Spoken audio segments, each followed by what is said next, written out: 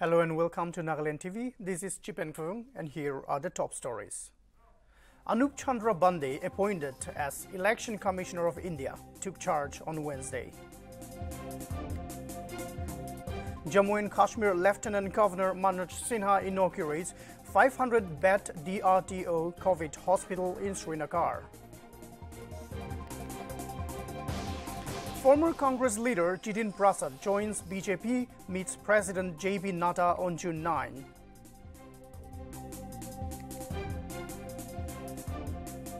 Ahmedabad administration takes up surveillance work to screen children ahead of possible third wave of COVID-19.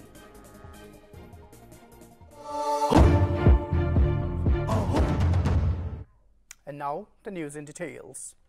Former Uttar Pradesh Chief Secretary Anup Chandra Bande took charge as the new Election Commissioner of India on Wednesday after being appointed for the post by the President. The post fell vacant in April following the retirement of former Chief Election Commissioner Sunil Arora. The former bureaucrat has also served in the central government for 4 years as a joint secretary. Chandra was appointed as the Chief Secretary of Uttar Pradesh from September 2017 to August 2019 and was earlier the state's Industrial Development Commissioner.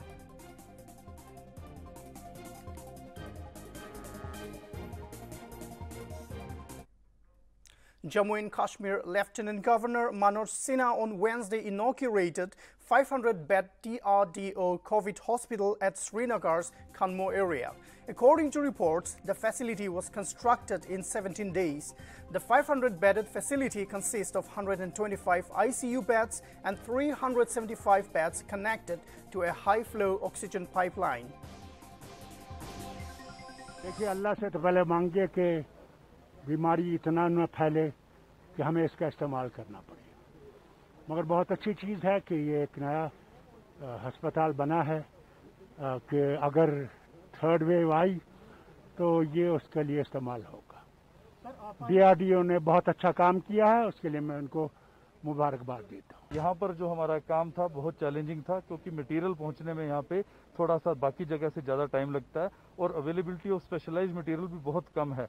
तो total हमें इसे 18 तारीख से material erection start करके 17 दिन के अंदर 5 तारीख को ख़त्म किया था, अंजाम दिया था। अभी आज ऑनरेबल LG साहब ने इसे public of Jammu and Kashmir को सुपुर्द किया है। उन्होंने रिव्यू किया और उन्होंने इस चीज़ को काफ़ी अप्रिशिएट किया कि ये काफ़ी कम समय में बहुत अच्छी क्वालिटी का हॉस्पिटल बनाया गया जो कि कोविड मैनेजमेंट में ना कि इस रीजन के लोगों को बल्कि दूर दूर से लोगों को लिए बहुत।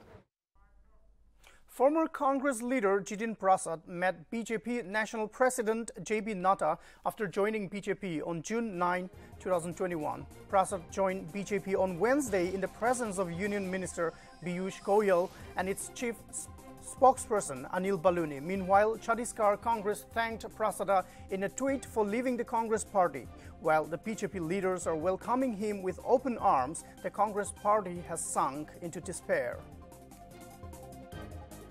मैंने अभी कहा है मेरा महत्वपूर्ण फैसला है और जो बड़े गहन विचार विमर्श के बाद मैंने फैसला लिया है और सभी परिप्रेक्ष्य देखते हुए देश हित में, अपने प्रदेश के लिए, जिले के लिए, जनता के हित में जहां मैं महत्वपूर्ण कोई थोड़ी बहुत भूमिका निभा सकूं और जनता की रक्षा के लिए, उनके हितों के लिए।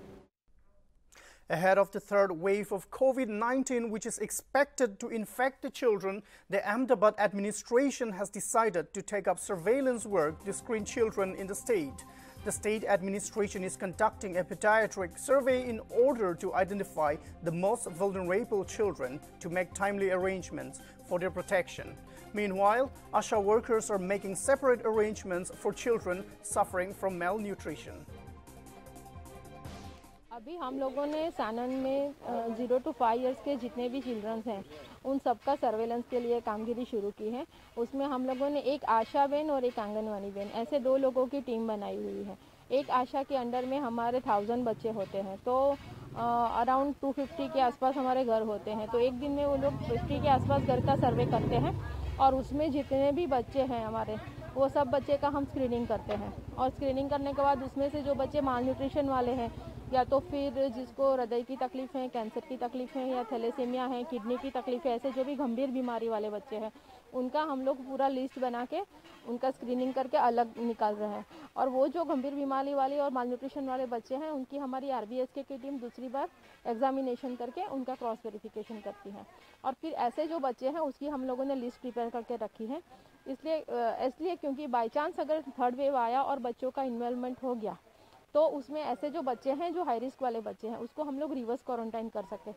और ऐसे बच्चों में कोरोना फैलने की जो चांसेस हैं तो उसमें कॉम्प्लिकेशंस ज़्यादा हो सकते हैं, इसलिए हम लोग ये प्रिपेयर कर रहे हैं कि ऐसे लोगों को रिवर्स क्वारंटाइन करके हम उनको सेव कर सकें। अभी ये बात करेंगे तो पीडियाट्रिक सर्वे हमने थर्ड वेव की एंटिसिपेशन पे अभी कामगिरी चालू किया है।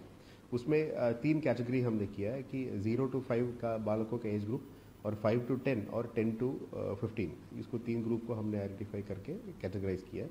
उसमें भी 3 डिपार्टमेंट की डेटा हमने लिया है। एक चाइल्ड एंड वुमेन डेवलपमेंट का माल न्यूट्रिशन डेटा लिया है, फिर 0 to 5 का RCH डेटा हेल्थ डिपार्टमेंट का लिया है और डिपार्टमेंट ऑफ एजुकेशन का प्राइमरी एजुकेशन का भी डेटा हमने लिया है। उसमें हम जो सर्वेलेंस के लिए क्राइटेरिया भी बनाया है कि कौन कौन सा डिजीजेस वनरेबल है, कौन कौन सा वैक्सीनेशन OPV BCG जो वैक्सीनेशन लिया वो लेस वनरेबल होंगे। अलग अलग क्राइटेरिया टेक्निकली बनाया डिस्ट्रिक्ट हेल्थ टीम ने। उसके बेसिस पे 0 to 5 और 5 to 10 और 10 to 15 का 3 ग्रुप्स को भी 3 कैटेगरी किया। जो मोस्ट वनरेबल बच्चे होंगे अगर थर्ड वेव आएगा तो उनको हम रेड कैटेगरी में रखेंगे, जो लेस वनरेबल है उनको येलो में और वनरेबिलिटी बिल्कुल कम है उस बच्चे को हम ग्रीन में रखेंगे। इस कैटेगरी के बेसिस पे ऐसा होगा कि अगर कुछ वेव की इंसिडेंस आती है या कोई वेरिएंट हम डिटेक्ट करते हैं कि जो बच्चों को इन्फेक्ट कर सकता है तो सबसे पहले वो रेड वाले बच्चे को हम रिवर्स क्वारंटाइन में घर पे आइसोलेट करेंगे, फिर येलो को प्रायोरिटी देंगे और फिर लास्ट में ग्रीन में प्रायोरिटी देंगे।